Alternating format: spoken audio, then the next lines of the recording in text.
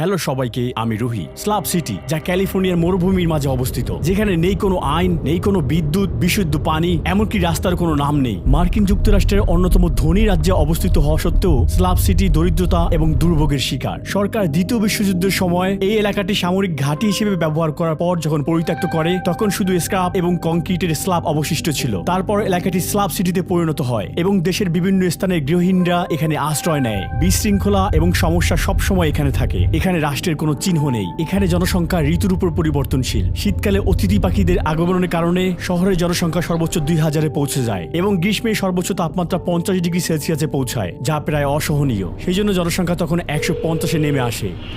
Hello, আপনি আমাকে দেখছেন না? ঠিক আছে, আমি পিছনের দিকে চলে আসছি। হ্যাঁ, আমি আপনাকে রাস্তার পাশেই দেখতে পাচ্ছি।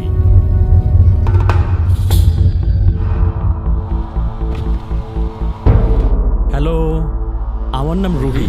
Really? Hey. I'm Zachary. I've been in like a horrible position in my life right now. Somebody stole my cat. I've been in like severe depression for like 2 weeks. পুড়িয়ে ফেলার আগে আপনি এগুলো ব্যবহার করেছেন, তাই না? Yeah, it was a motorhome. It was fresh and clean. I mean, it was nice.